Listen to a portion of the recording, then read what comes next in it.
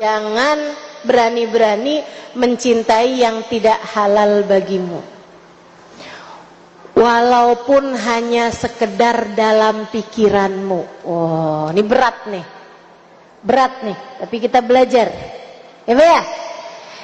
Jangan sampai begini nih, kita sih nggak selingkuh secara zahir, tapi hati kita tiap ketemu sama dia, coba gue kawin sama dia aja ya. Sekarang udah punya pom bensin tuh orang. Saya mau beli bensin penuh aja mikir-mikir. Ini nih namanya selingkuh hati.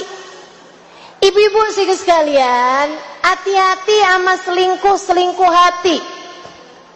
Bu, ada seorang bapak-bapak mengadu kepada gurunya. Makanya penting orang punya guru tuh penting. Biasanya tuh akan selalu dapat jawaban-jawaban dari Allah Subhanahu wa taala lewat lisan gurunya tersebut. Dia nanya sama gurunya, "Syekh, saya kenapa ya, Syekh? Sekarang ini nih udah nikah nih saya 7 tahun sama istri saya. Saya kalau ngelihat istri saya tuh nggak kayak dulu gitu. Dulu tuh saya seneng cinta sama dia gitu. Tapi sekarang tuh udah hambar aja gitu, udah nggak cinta lagi sama dia gitu. Jadi saya kayaknya nggak bisa menikmati lagi gitu urusan sama istri saya ini." Saya nanya, "Apakah sekarang istri kamu nggak ngerawat muka jadi penuh jerawatan misalnya gitu?" "Oh enggak, istri saya rawat mukanya, bagus, tetap nggak ada yang berubah dari istri saya." "Apakah istri kamu nggak merawat penampilannya sehingga badannya jadi tidak sesuai sama seleramu?" "Enggak, Syekh, istri saya merawat badannya sehingga seleranya tetap saya tetap suka sama perempuan tersebut." Artinya kalau saya lihat perempuan itu di jalanan gitu, saya nggak tahu di istri saya mungkin akan senang juga. Tapi begitu saya lihat di istri saya nggak suka gitu sama dia. "Apakah istri kamu akhlaknya nggak baik, kamu suka dikerasin, suka dimarahin, diomelin?" "Enggak juga, Syekh, istri saya dia wanita yang solehah, dia nurut apa kata saya, dia nggak pernah membangkang saya." Saya kemudian nanya, "Apakah kamu suka ngelihat perempuan-perempuan di jalanan yang terbuka auratnya?"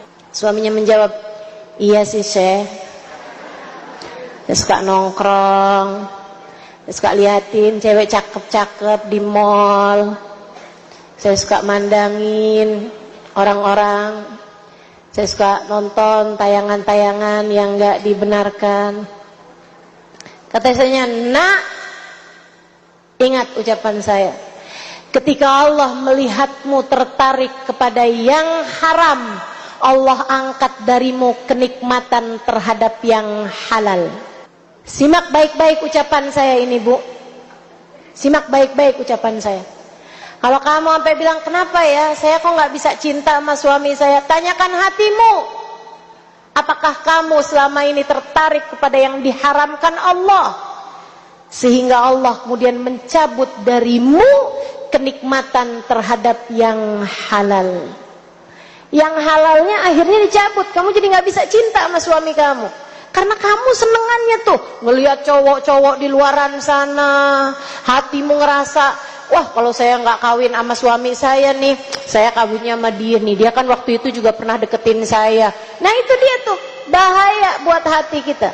Bersama dalam cinta, kamu harus cinta sama semua orang-orang yang ada di sekeliling kamu dengan porsi masing-masing. Sama suami cintanya tentu beda dengan antara cintamu kepada anak, cintamu pada orang tua, cintamu sama sahabat dan seterusnya.